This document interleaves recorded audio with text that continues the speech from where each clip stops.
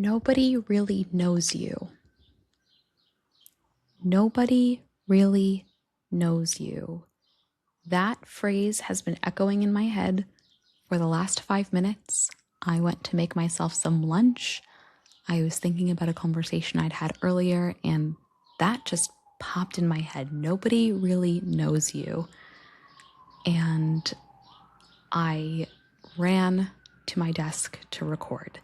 So I don't have much more at this exact moment. I'm going to let it come through because I know it will.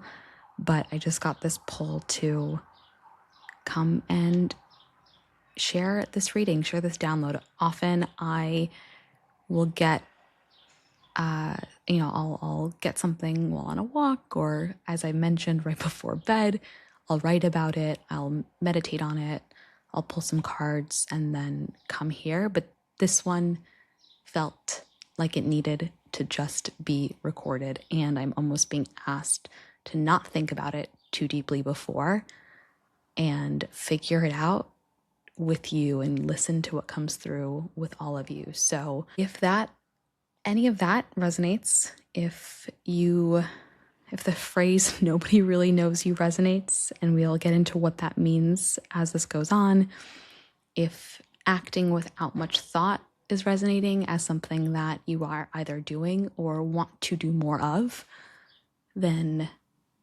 I would love for you to stick around. Nobody really knows you. I am so stuck on this phrase, and I am seeing somebody who is a part of a lot of different groups. I'm not seeing someone who's super isolated, who doesn't have community, but rather I am seeing somebody that is a part of a lot of communities. Maybe you have deep ties at work and in your social life. Maybe you have deep friendships from childhood still.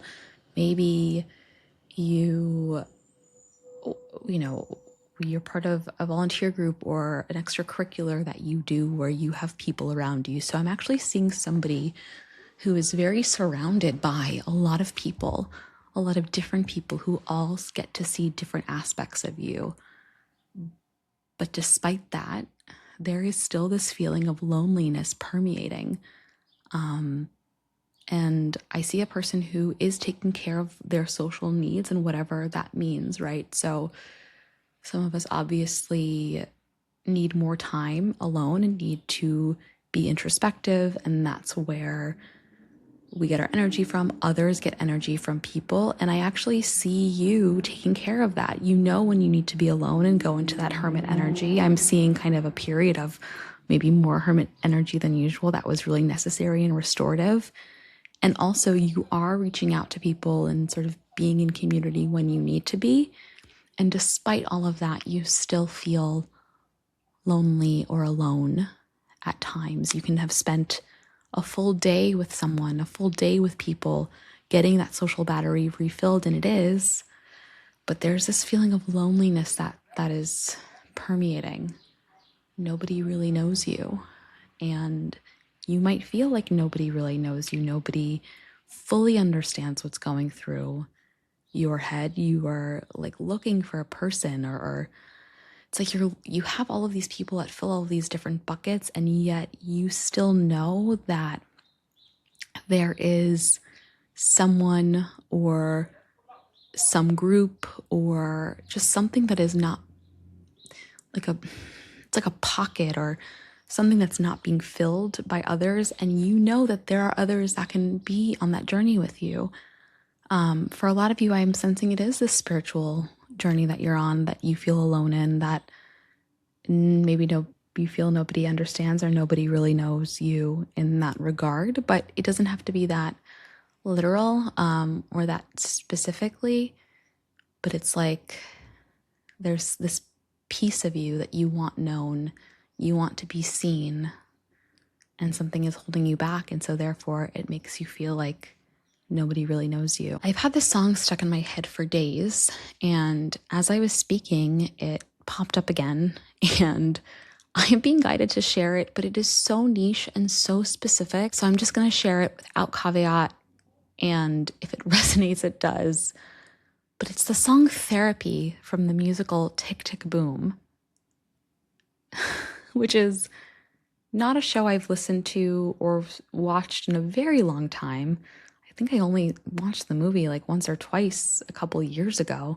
I have listened to the soundtrack here and there, but it's not one of those musicals that you just encounter in the world. When the movie came out, it was, but for those who don't know, which I'm sensing is a lot of you, it's the show that Jonathan Larson wrote before he wrote Rent, and it's autobiographical. And so I've been hearing that song Therapy, and I actually, when I first heard it, I thought, I was like, oh, is this a message? Or is it just an earworm? Is it just something that, I'm thinking of? And I don't know, there's something there. So that might resonate immediately. And if it does, wow, hi, I'm so glad you found this. But if it doesn't, I think, there are some like literal and figurative interpretations that I'm getting called to share, right? Obviously, therapy in general could be resonant. There may be this, you are feeling lonely, and maybe it's that you need someone to talk to and unload. And depending on your relationship with therapy or with just being able to speak to someone that is there to listen to you, that might be the piece that is missing for you. Just being able to process with a person and work with, someone that's sort of there to support you in that dynamic that therapy brings, right? It is a different power dynamic, as that is someone that you are paying to support you, but I'm seeing that could be important. The song in particular is about a couple and they're having a fight. So I don't think like couple fighting, like I don't think it's that literal. Maybe you are fighting in your relationship or have had a tumultuous relationship where there has been a lot of fighting, but that feels broad and that like something that many of us could derive meaning from.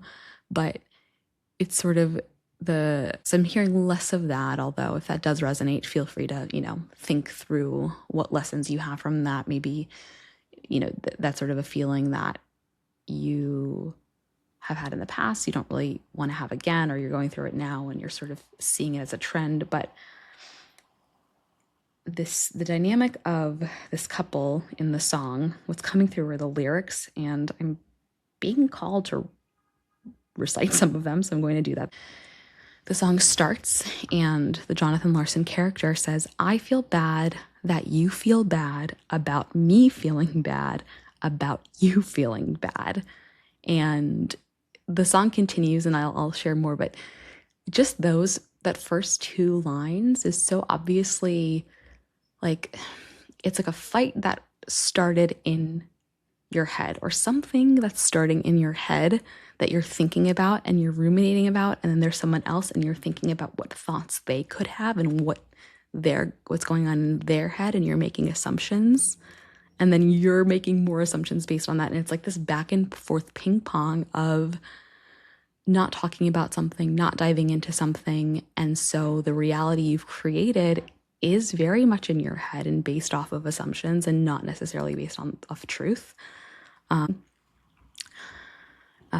So that's the first part of the first verse. And then the female character, the other side of the relationship, comes through and said, "If I thought that what you thought was that I hadn't thought about sharing my thoughts, then my reaction to your reaction to my reaction would have been more revealing." So it's this convoluted, like, and in this song, the Jonathan Larson character, again, very in his head, and she's like, "Well, I didn't think I had to think about what you were saying," right? So it's sort of like this push and pull. I have no idea why this is coming through so strongly, but it is. It's almost like this nobody really knows you. Like, nobody really knows you because there's so much going on in your head that you're trying to process, but you're processing it alone. And when you are in solitude or in that hermit energy, you are processing it, and that's good, and you're moving through it. And when you're with other people, you're kind of, getting what you need from them and having those conversations. But something about those connections is still feeling a little bit more surface level. Even if you're getting deep in sharing, there is just this void, this pocket, this sort of like stuff in your head that you're not being able to process. And you might yeah, it's sort of like there's this need to process it with others. And as of now, the people in your life, maybe you feel like they're not the ones to do it, or maybe there's somebody in your life that you want to talk this stuff through with and you haven't yet, or you don't even, that's not even like, you don't know that there's something back there that you want to share. But I guess it's a call to look at you in relation to others, how you want to show up.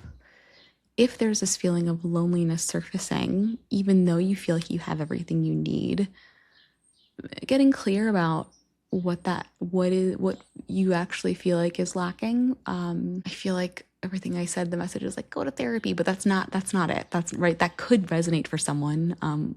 But it's really just like, it's almost like I'm going to take a step back because I think I gave a lot of literal examples, but I actually think the message is a lot less literal. It's asking you to examine whether or not the ways in which you have historically processed your thoughts, your feelings, the goings on in your life is still serving you. And the answer to that might be yes, but this is just asking you to take a moment to pause and to really think through some of that and understand what feelings are coming up after you've spent a lot of time alone, after you've spent a lot of time with people, and if there is anywhere where you're feeling some sort of lack. So that is what I think a lot of this is pointing to. I can't believe the specificity of that song. I still, it's like I didn't even want to, I kept fighting it for days. I'm like, why would anybody care about that? But I do think that, yeah, take that with what you will. Maybe you just really love musical theater. Maybe you love Rent. Maybe you love Tick, Tick, Boom. Maybe you're a Vanessa Hudgens fan, Jonathan Larson fan. Maybe, I don't know. It's so specific, but yeah, I had to share it. I mentioned I usually do more reflection, more journaling beforehand so I can be a little bit more coherent. This time I just sort of jumped into the reading. I often will pull a card. I've never shared those cards so far, cards. They just sort of help me direct my energy, but I am feeling called to pull a card for this collective. So I'm going to do that right now. I'm just using a Rider-Waite Inspire Tarot deck, nothing fancy, and something just fell on the floor. And it's the Knight of Cups in reverse. So that feels really resonant and relevant. So the Knight, obviously, I like to think of the Knight as the teenager or the sophomore of the deck. It's like there's this perception that there's this confidence that comes with it, but I often think that the Knights, it's like misplaced. It could be seen as misplaced confidence, right? Of like, oh yeah, I'm the big guy on campus kind of thing. But there's so much more to learn. But you've started to take what you learned in the suit and you are being more external about it. So maybe there is a sense of you feeling like you have this mastery over your emotions and showing them more. And of course, Cups being the suit of emotions. So how you're interacting with that. The Knight of Cups being reversed to me is really pointing to asking you to like really pay attention to the ways in which you are processing and, dealing with your emotions. So whether it's like, I think a lot of common interpretations, like say it's moodiness or, you've got a lot of like back and forth highs and lows. I don't think it's that here. Or maybe there's a part of it, but I think it's more of just like confirmation of this message of like asking you to look at yourself and your emotions, what's going on in your head, how are you sharing them externally? Is there a way in which you could process them in a way that serves you better? And again, like I'm hearing that song again. I'm hearing that song again. And the piece that is echoing in my brain is, it starts off, right? I shared kind of how it starts, and then as it moves through, they start singing together. And then like the last couple of verses, they're just singing on top of each other, and they both have a lot to say, and they're kind of saying the same things that they've said, but no, they're not listening. But it is very much like two people having a conversation and not listening to the other. And so that's the piece that's really sticking out in my head, is like, do you feel heard? I'm getting a sense that maybe there are some areas where you do not feel heard, but also, are you listening to the others? Are you listening to whatever is coming through? And if this isn't a person, this could be with messages. This could be with, if you have your own practice, or if you are listening to a lot of messages or watching them, it could be like, are you actually doing anything with that information, or are you just in this loop of asking for confirmation and then sitting on it? Again, that could be with people, that could be with some of this more guided stuff. So yeah, that's what's come through. You may have figured this out by now, but my readings are not here to tell you what's coming. It's not here to talk through, oh, this massive transit, oh, you have blessings coming at your door in 24 hours. I'm not predictive in that way.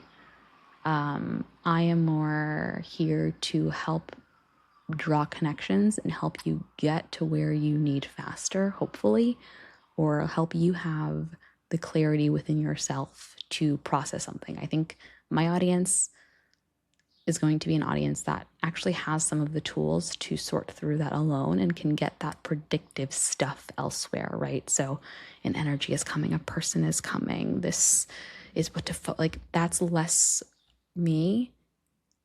I think I get more of these like present, like, here's what's going on now, and here is sort of the message that I'm getting, so that you can move through it in a way that serves you. So again, this is my 5th one that I'm sharing, and I just want to be clear that I'm not the one that's going to tell you, if you figure this out, blessings will come, or money will come, or emotional fulfillment and mastery will come, or a person will come. That's not who I am. That's not what I feel like my calling is at this moment. I more just get these specific ideas, thoughts, phrases, sometimes songs that have meaning, and I am here to help draw that meaning. And if it feels obvious, then that's great. That means that this was a message that you already knew deep down. And you can use that as confirmation, or it can be your confirmation that you have the answers within you. So that feels like a good place to end this. Thank you all for listening, and I appreciate you being here. I hope this has given you something that you need, anything that you need. And, okay, I'm being asked to pull another card. I guess we're not done.